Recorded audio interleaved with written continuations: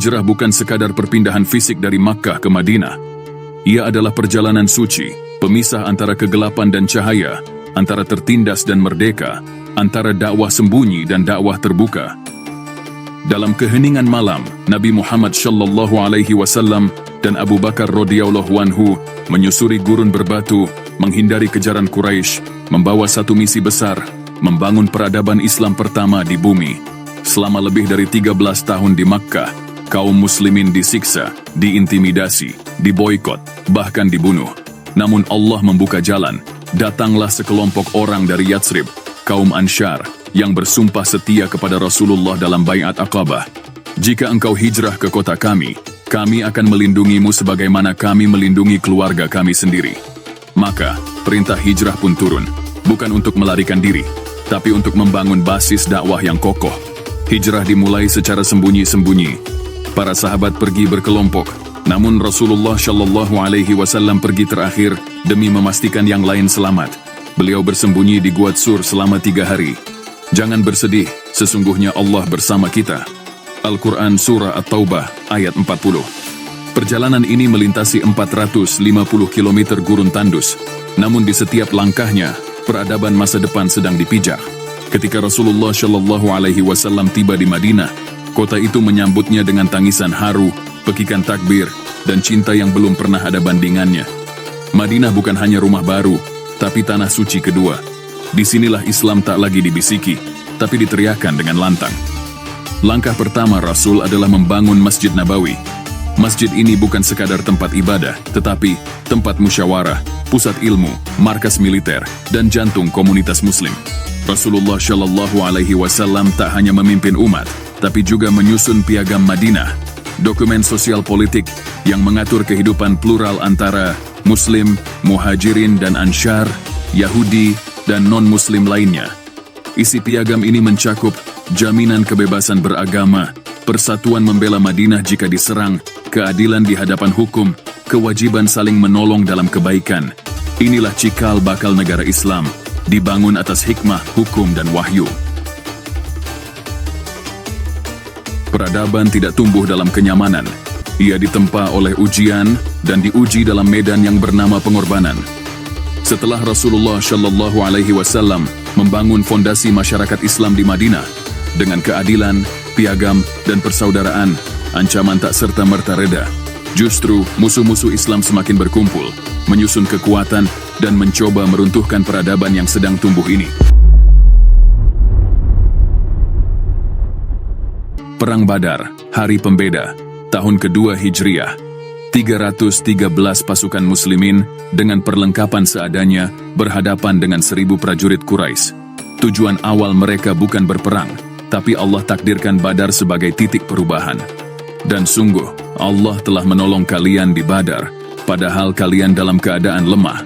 Al-Quran Surah Ali Imran ayat 123. Di medan itulah, Allah perlihatkan bahwa kemenangan bukan tentang jumlah, tapi tentang keyakinan dan doa yang tak pernah putus.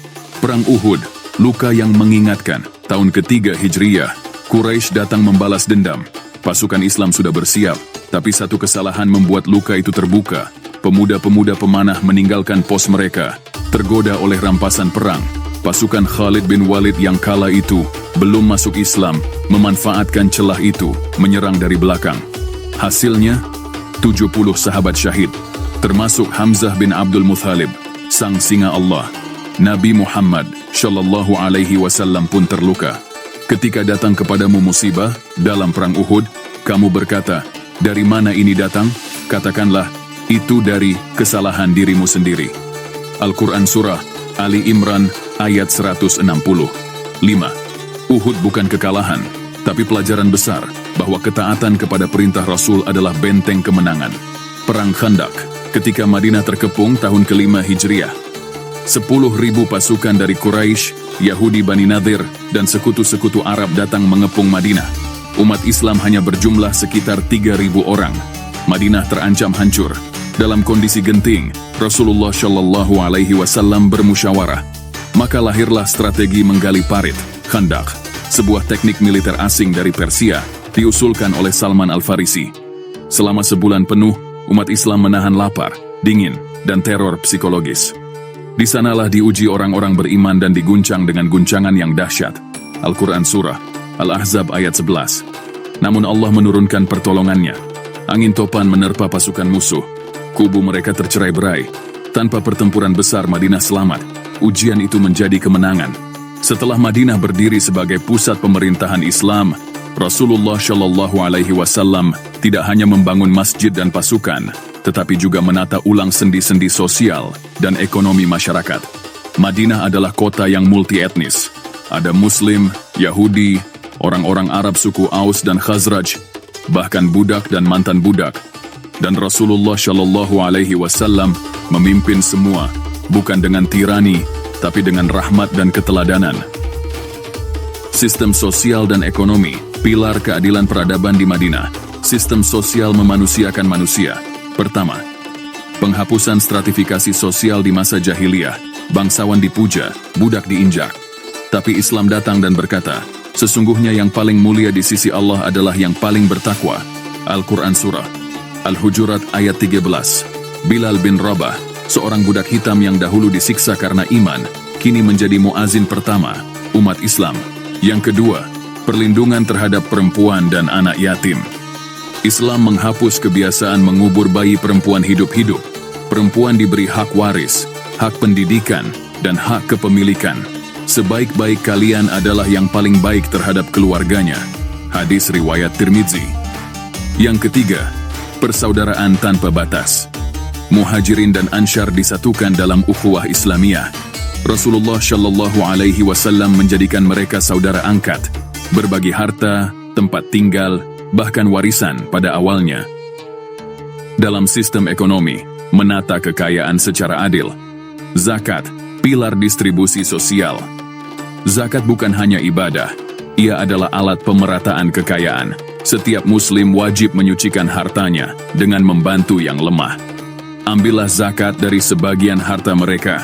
Dengan zakat itu kamu membersihkan dan menyucikan mereka. Al-Quran Surah At-Taubah ayat 103. Larangan riba dan penipuan.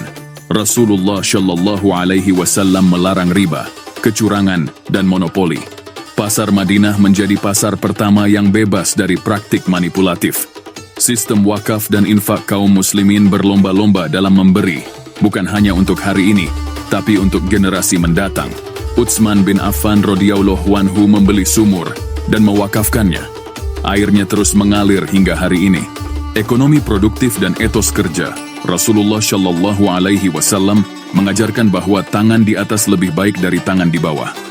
Beliau bersabda, sungguh, seseorang di antara kalian mengambil tali, lalu mencari kayu bakar dan menjualnya, lebih baik daripada meminta kepada orang lain. Hadis riwayat Bukhari. Kaum Ansyar bertani, Muhajirin berdagang, ekonomi Madinah tumbuh. Bukan karena pajak tirani, tapi karena keikhlasan dan kerja keras. Madinah mengajarkan kepada dunia bahwa keadilan sosial tidak butuh ideologi buatan manusia, tetapi butuh iman, zakat, dan kasih sayang. Peradaban Islam dibangun bukan oleh keserakahan, tapi oleh sistem yang mengakar pada kemanusiaan dan wahyu. Sistem yang memanusiakan orang miskin tanpa menghina orang kaya. Sistem yang menggerakkan ekonomi, bukan dari bank besar, tapi dari ketulusan umat yang saling menguatkan.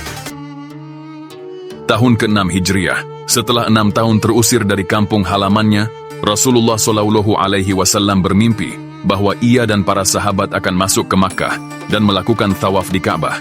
Mimpi itu bukan sekadar bunga tidur, ia adalah wahyu. Lalu beliau bersabda, sungguh Allah telah memperlihatkan kepadaku dalam mimpi bahwa kalian akan memasuki Masjidil Haram, insya Allah dalam keadaan aman. Al-Quran Surah Al-Fath ayat 27. Maka Nabi Shallallahu Alaihi Wasallam bersiap bersama 1.400 sahabat tanpa baju perang, hanya mengenakan pakaian ihram dan membawa hewan kurban. Tujuan mereka adalah umrah. Mereka berangkat dengan damai, bukan untuk berperang. Di gerbang Makkah, ketegangan terjadi. Saat kaum Quraisy mendengar kedatangan mereka, mereka menganggapnya ancaman. Delegasi Quraisy datang silih berganti untuk mencegat. Suasana tegang, ketegangan nyaris pecah menjadi perang. Namun Rasulullah Shallallahu Alaihi Wasallam tidak gentar dan tidak pula terpancing. Beliau ingin damai, bahkan rela duduk berunding meski harus menahan hati. Akhirnya datanglah Suhail bin Amr sebagai wakil Quraisy. Negosiasi dimulai, tinta ditorehkan, syarat-syarat pun dibacakan. Rasulullah dan sahabatnya tidak boleh masuk Makkah tahun ini, baru boleh umrah tahun depan. Gencatan senjata 10 tahun. Jika orang Quraisy melarikan diri ke Madinah, ia harus dikembalikan. Tapi jika Muslim kembali ke Quraisy, ia tidak akan dikembalikan. Suku-suku Arab bebas memilih ingin bergabung dengan pihak mana. Para sahabat, terutama Umar bin Khattab radhiyallahu anhu, merasa sangat terpukul. Mereka merasa ini merugikan, terlalu lunak, terlalu mengalah. Tapi Nabi SAW berkata, "Aku adalah utusan Allah, dan dia tidak akan menyia-nyiakan aku." Secara kasat mata, perjanjian ini tampak berat. Tapi hakikatnya, inilah langkah kunci menuju Fathu Makkah. Damai selama 10 tahun membuat dakwah bisa menyebar tanpa gangguan. Lebih banyak orang masuk Islam selama 2 tahun setelah perjanjian dibanding seluruh periode sebelumnya. Citra Islam di mata suku-suku Arab meningkat drastis. Ketika Quraisy melanggar perjanjian 2 tahun kemudian, Rasulullah SAW pun memiliki alasan sah dan legal untuk masuk Makkah. 2 tahun setelahnya Rasulullah SAW menaklukkan Makkah tanpa pertumpahan darah. Kemenangan itu bukan hasil pertempuran, tapi hasil dari strategi damai, kesabaran dan keteguhan pada janji. Dan dialah yang menahan tangan mereka dari kamu, dan tanganmu dari mereka di tengah kota Makkah, setelah dia memenangkanmu atas mereka. Al-Quran Surah Al-Fath ayat 24.